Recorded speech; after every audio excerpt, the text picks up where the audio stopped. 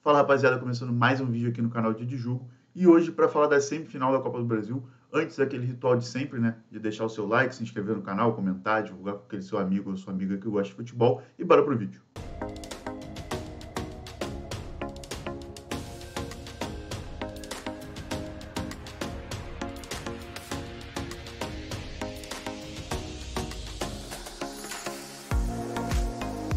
Bom, vamos começar falando do Clássico Paulista, né, que é o primeiro jogo nessa terça-feira, 9h30 da noite, Corinthians e São Paulo.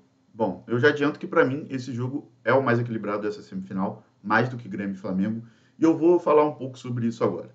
É óbvio que o São Paulo vive um momento muito melhor do que o Corinthians. Eu não gosto daquela frase de clássico não tem favorito. Não, clássico tem favorito, e o favorito para avançar é o São Paulo. Por alguns motivos. Por ter um futebol melhor atualmente, por ter um técnico que eu considero muito superior hoje, né, no cenário atual. Eu acho o Dorival muito à frente do Luxemburgo. Por decidir em casa. Acho que esses fatores fazem o São Paulo ser favorito.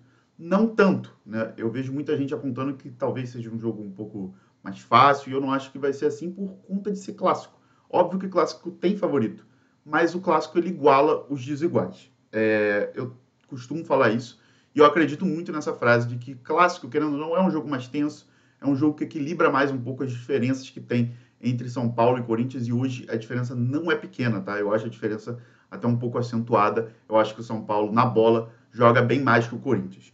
E falando um pouco disso, sobre decidir em casa, né, como eu citei que o São Paulo tem a vantagem de decidir em casa, essa vai ser a primeira vez que o Corinthians vai decidir fora de casa nessa Copa do Brasil, né?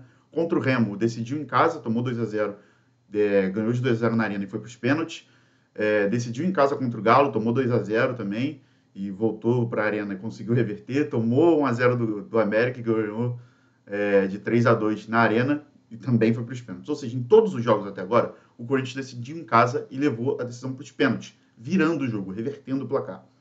E por isso que eu acho que nesse primeiro jogo é muito importante o Corinthians conseguir um resultado positivo, conseguir vencer o jogo. Porque no Morumbi o jogo vai ser um pouco diferente. Eu acho que o São Paulo também por jogar em casa, e aí eu acho que não vai ser tão igualado assim as diferenças. O São Paulo joga melhor, como eu disse, vive um momento muito melhor que o Corinthians. O Corinthians vive um momento conturbado, apesar de ter melhorado um pouco com o Vanderlei. Está brigando na parte de baixo da tabela. O São Paulo briga no G6. São momentos diferentes.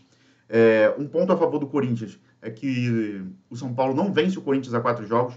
Tudo bem que foram 3 empates, né? Foram 2 encontros esse ano. Um empate pelo Brasileiro em 1-1. E no Campeonato Paulista o Corinthians venceu de 1-0. Então, pelo menos no retrospecto mais recente, o Corinthians tem levado a melhor. E esse é um ponto a favor do Corinthians. Mas, como eu disse, é importante que o Corinthians saia na frente.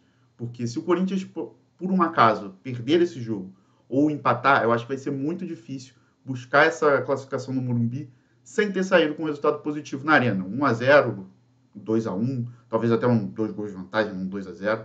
Eu acho que é muito importante, o Corinthians precisa ser um pouco mais ofensivo nesse primeiro jogo para poder jogar no contra-ataque no Morumbi, jogar um pouco mais fechado. Então precisa muito da vantagem no jogo de terça. Então a minha aposta, né, é que o Corinthians se abra um pouco mais, saia um pouco mais da sua característica de contra-ataque, tem que jogar um pouco mais ofensivo para buscar o resultado. E o meu palpite para esse jogo é um empate. Eu acho que o Corinthians não vai ter força para buscar o resultado. O São Paulo vive um momento melhor, como eu falei. E geralmente, assim, jogos de ida tendem a ser jogos com menos gols, né? A gente vê muito mais gols nos jogos da volta, os times ficam mais tensos no primeiro jogo. É um jogo mais estudado também, né? Claro, ninguém quer ser goleado, ninguém quer tomar 2, 3 gols de diferença e ficar quase impossível de reverter. Passando para Flamengo e Grêmio. O Grêmio joga o primeiro jogo em casa, quarta-feira, 9h30 da noite. O Flamengo tem a vantagem de decidir em casa. São duas equipes que vivem momentos muito bons na temporada, né? O Flamengo que perdeu apenas um dos últimos 19 jogos, apesar de que essa derrota foi um 4-0 para o Bragantino.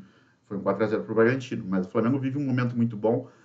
Na questão de resultados, o momento em campo não é tão bom, né?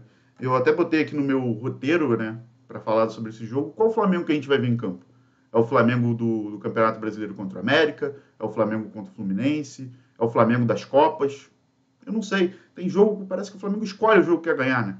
O Flamengo é um time muito irregular e isso se dá muito também pelas trocas no comando. Há várias anos que o Flamengo tem pelo menos 2 técnicos no ano. Isso não é saudável para nenhum time.